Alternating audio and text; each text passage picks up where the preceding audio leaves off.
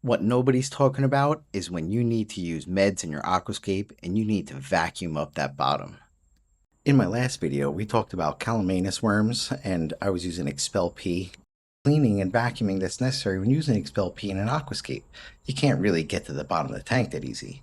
So in this video, I'm going to go over how I clean these tanks. So I get a baster and we want to pull up some water in that. And then what I do is I work from the back to the front of the tank, using the water to blow the detritus to the front.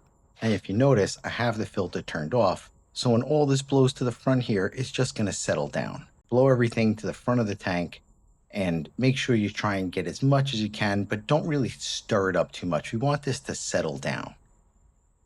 And do both sides, and I get everything to an area that I can easily get the vacuum to. And here you can see before and after how it's settled down. Once again, the before and the after. Look how much blacker that sand is. So now we got to get in there and we got to clean that sand out. So what I like to do is I just take a hose here and I'll pull some of the sand up into the hose, pulsing it with my thumb on the other end. And this way that it pulls up the finer particles but leaves the sand there. And as you can see, the sand is much cleaner, and I'll pull all the sand up as much as I can and try and reduce that in the front. Especially since a lot of this is on the surface, you just want to kind of suck up as much as you can. And then I'll sift the sand some more to kind of clean it all. Go in there and kind of fix the sand and suck up any of the loose pieces that may got blown into the front there, and effectively do a pretty large water change with it. What I like to use are these cutting mats. They're for cooking, and they do a great job of distributing the water so that a heavy flow doesn't disturb the whole substrate of the tank and kick everything up. So at this point, I've done a water change. I've kind of sucked up as much as possible. The worms are so small, you're never going to see them.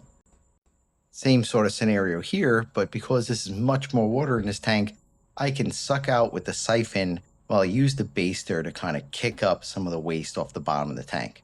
Sure, we can gravel vac it, but there is limited availability of space in here, so this is what I do.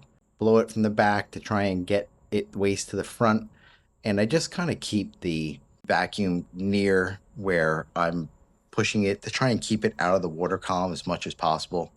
On the other small cube tank, I have to kind of do it that way because there's not enough water to be vacuuming at the same time. Now I could use the higher gravel vac and turn it on and off, but especially in a small tank like that, it's kind of big and clunky. And even in this tank, I can't really get anywhere but the very front of it. Swoosh around the surface because those worms are going to be paralyzed from the Expel P. It doesn't actually kill them. Expel P is a paralytic, which permanently paralyzes them, which eventually they probably would die. But ultimately, the fish could just end up consuming the worm again. And that's why after you dose the Expel P, you want to gravel vac the next day to kind of get those worms out of there. If you leave them there, it's very likely we're going to be seeing a reinfection, especially with fish like guppies that will just simply eat anything. So as you can see here, if you just blow into the front of the tank there, you'll just get a ton of silt coming up, and the worms are going to be kind of trapped in that surface layer. Now, I don't really gravel vac this tank a whole lot because I'm using that as my plant food. Why do I have that foam in there? Because I have guppies and they will try and get in there, and I've definitely ended up sucking a few into there and have to save them from the garbage pail of wastewater. But ultimately, that will kind of clog after a while, and I'll have to remove it and just rinse it off and put it back in. But that's more just a guard so I don't suck up any fish or anything that I don't want to go through there, rocks from the aquascape and gravel, for instance. So once again, the cutting mat, but a larger one, and that's what's great about these. You can get small ones for your small tank and big ones, and I literally just pump water with a fountain pump back into my tanks. Fills them pretty quick. I can do pretty large water changes in under 10 minutes. It's really a big game changer. I'm done with the bucket life and picking up tanks and picking up buckets and pouring them into my tank, which was a really nice thing, an option with the hydro gravel vac where you could pump it back into your tank and not have to deal with buckets. Or even if you are filling buckets, it'll pump it off the floor and into your tank. No more picking up buckets over the top of your tank and accidentally spilling or even dropping them. Carpets are pretty much the same. We want to take that and we're going to blow anything loose around to the level, flat areas where you can work.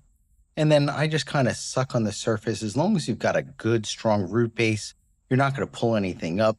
And I just go around and I try and cover as many areas as possible, just trying to get anything out of there. And the same thing is we're going to come back with the baster and we're just going to kick it up and just anything loose that was in on the surface and try and get that pulled out. Like once again, I don't really do a whole lot of this because this is where the plant nutrients are. I really hope this helps and is a good way to clean your tank. And also, if you're dealing with calamanus worms like I was, this is going to be necessary. See you on the next one.